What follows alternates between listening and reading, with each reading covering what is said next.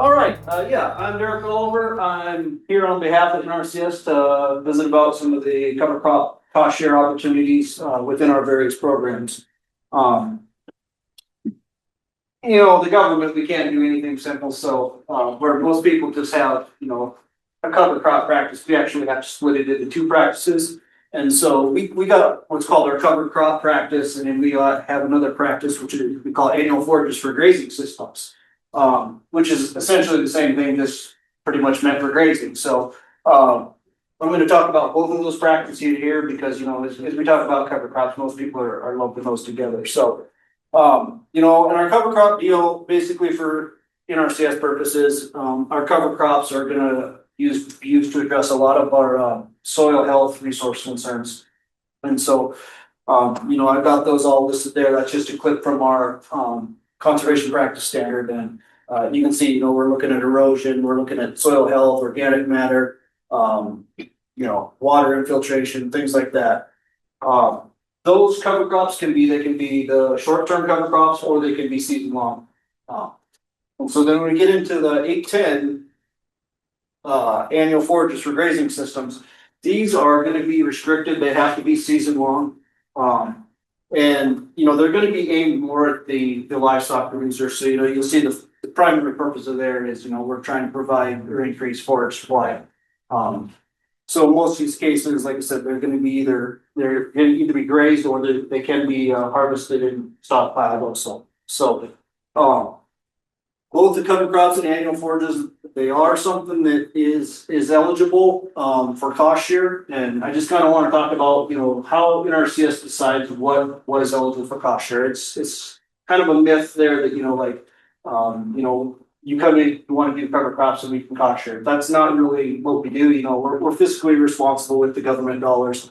And so generally anything that we're going to cost share, we are addressing a resource concern out there. And so these resource concerns that we are addressing are meant for betterment of the general public. So we're looking to improve things like clean air, clean water, healthy soils, for crop production and whatnot. So we need to address the resource concern. We're not going to cost share something just because somebody wants to do it. Now, luckily, cover crops and the annual forages both address a lot of resource concerns. So you can see on the screen here, these aren't all the resource concerns, but these are some of the common ones that we're going to address with both these practices. And we got compaction, soil organic matter depletion, soil organism habitat depletion, erosion, and that's sheet, rill, and wind, aggregate instability, and then naturally available moisture use. And that's for both sides of the state. So if you're over around Farley, it's too much moisture. If you're around Dickinson, that's for too little moisture. So,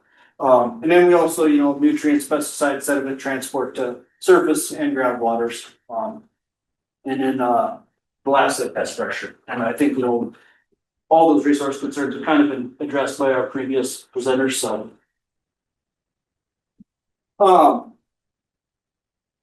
we do in NRCS, we're going to identify those resource concerns with assessments. And so in most of our soil health type assessments, we're going to use that with an in-field soil health assessment. So we're looking at compaction, aggregate instability, soil organic matter depletion, and soil organism habitat loss. For erosion, we're using our erosion models, and those are Russell 2 and WEPS. And the only reason I bring this up is that, it does take us a little bit of time to do this assessment. So if you are interested in cost share opportunities, now's the time to get in and sign up with your offices. That gives us the summer to get out to your place, do some planning with you, and to get these assessments completed. It's often said, our programs are on a ranking deal. And so the people that score the highest are the first ones that get funded. And, I've heard people say, well, the more practices you do, the higher your rank. And that's not necessarily true. There's a lot more of a correlation to the number of resource concerns you address to the ranking score. So the more resource concerns that we can address, the better chance that we're going to have in our program. So it behooves you to get in early. Don't come in if the sign up date is, January 15th. Don't come into the office and sign up on January 14th and give us one day to figure out some assessments to try to, or some resource concerns to try to address out there. So, Yeah, moving on to there, you know, like I said, the government, we got a lot of rules for everything, so I'm kind of gonna give some broad overviews of the two practices. I'll kind of not try to get too far into the weeds, but, for our cover crops, so we've got some seeding dates here, but when we're planting cover crops, we can do it, crop, we can do it as a companion crop, alternate rows with like soybeans or something like that, we can do it post-harvest, late season, season long. We with our cover crops, we got pretty good amount of flexibility in there. And so you can see the associated dates there that we have with all of those. Our 810, like I said, that has to be a season long deal. So it has the seeding date of July 5th. It has to be in before July 5th. And then, like I said, it's a season long deal. So, as far as like actual, seeding methods here. So, I mean, we allow the direct seeding, we allow interseeding, we allow broadcast seeding. I believe, like they talk about flying among drones and stuff like that. That is something that we really don't allow without incorporation. We got to have some type of white incorporation. We do have two exceptions to that rule. The two exceptions being that if it's under irrigation, we don't have to have incorporation, or if you've been in a no-till program for 6 or more years, you can also get away from having to have that incorporation.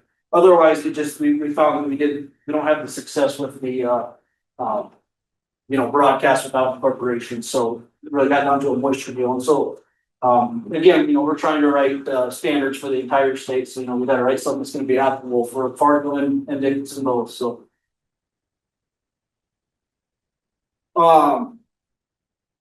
these these practices are going to be eligible in most all of our programs. I'm just going to give a quick overview here of kind of our big hitters here. The first one I want to talk about is EQIP. It's our oldest program. It's the Environmental Quality Incentives Program. These contracts can be up to 10-year contracts, and you're eligible to sign up as an owner, an operator, or another tenant on this program. And you have the choice of the amount of your operation that you want to sign up. So you can sign up everything that you own, operate, or you can sign up as little as like a single field. We have that option in EQIP. CSP is our next program I want to talk about. That's our Conservation Stewardship Program. It is a 5-year program. This is an old slide here because actually we don't have the option for renewal anymore. It's just a 5-year program. You have to be the operator on CSP. So like if you're a landowner that doesn't operate, you're not going to be eligible to sign up for this program. And also in this program, you must sign up your entire operation and have it assessed. And the last one I want to talk about is our brand new program. So in December of 2025, the Secretary of Ag announced our regenerative pilot program. This is brand new. Right now, it is a standalone program, but because it is brand new, it's using the EQIP and the CSP programs as its delivery vehicle. So it's almost operating as a program within these other two programs. But basically, RPP will be a 5-year program when it's delivered to the CSP delivery, and it can be up to a 10-year program when it's delivered to the EQIP delivery. Again, just like the CSP one, you must be the operator to be eligible for RPP. And you must sign up everything that you will have control for the length of the contract. So, like I said, if it's the CSP one, that's 5 years. If it's EQIP, it's 10 years. So, also on this, you must meet all your soil and water resource concerns on the on a land unit under EQIP and on an entire land use under CSP. So EQIP's a little less restrictive than that. You only have to have one land unit. You could have 100 land units in your place. If you can make one of them meet, you can be eligible for EQIP or through the RPP through EQIP. CSP is a little bit more restrictive. In its case, if let's say you had 20 crop fields, you're gonna have to meet all those resource concerns on all 20 crop fields to be eligible in RPP. So, And then the last deal that we have on the RPP is that you must do a SEMA 262, which is it's basically a soil sampling deal. It's a little bit higher level than just your MPK. We're talking a lot more. There's restoration, some of that type deal on there. And the last deal is you must be either doing a primary regenerative practice or you've got a plan to do one before the end of the contract. And so I've included the list here. Well, it's kind of small. But anyway, if you can see about the fifth one down there is the cover crop. That is one of the eligible practices under this new RPP program. So if you're currently doing cover crops or you're interested in doing cover crops, this is another avenue for financial assistance through NRCS. You'll also notice that we got quite a few of our other practices of no-tills on there, conservation crop rotation. I find that those practices intermesh with cover crops fairly well. So if you're into that, there are a couple practices there that are going to tie right into that. And so basically what they brought me up here for is what are the rates that we're paying. So under EQIP, the 2026 rates, and these are North Dakota rates. So if we've got some folks Minnesota or Montana, might not quite be right, should be pretty close for your states, but these are the North Dakota rates. For cover crop, we're going to pay $92.85 an acre. If you're an organic cover crop, we're going to pay $118.72 an acre. And we also have a small scale component. This would be something that we're generally going to measure in square feet. So hoop houses, high tunnels, or just small gardening type situations, and that pays $31.44 per square foot. The annual forages, the ones that are kind of aimed for the grazing purposes, we're paying $74.63 for those. So when we get into our CSP deal, the rates here are going to be just a little bit different. So you look, cover crop actually pays a little bit better under CSP than it does under EQIP. So here it's $128.95 an acre for our cover crop. Our organic cover crop is $164.89, and then our small scale component there is $43.67 per square foot.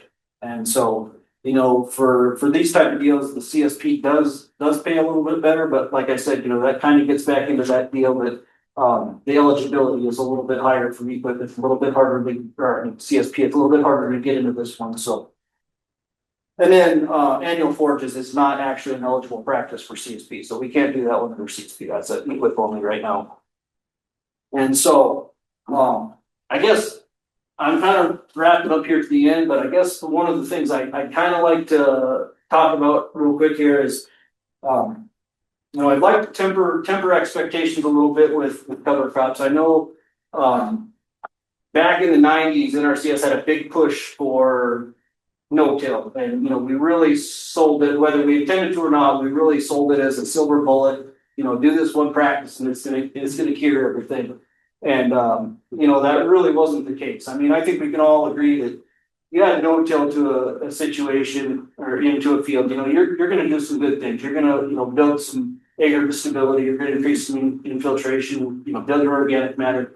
But if you stick that into a weed on weed system, we're still leaving a lot on the table as far as soil health. And so we realized that then, and we kind of realized we needed a system approach, and we developed the 5 principles of soil health that Mr. Sedbeck had talked about a little bit earlier. And so that's really, I like to go back to that. I want to kind of convey that with cover crops. Cover crops are not a silver bullet. We can throw cover crops in the system. They're going to do a lot. I mean, you put cover crops in there, you're going to have that living rate. You're going to have soil protection. You're going to be increasing your soil or your diversity for both soil organisms and plants. But if we're still doing tillage while we're doing these cover crops and stuff, we're leaving a lot on the table again. So we need to use a system approach here. you need to couple your cover crops with, crop rotation with no-till. If we do that, you adhere to the 5 principles. That's really where, you're gonna see the benefits and, allow these cover crops to shine. So I guess, that is kind of what I have to say on the deal.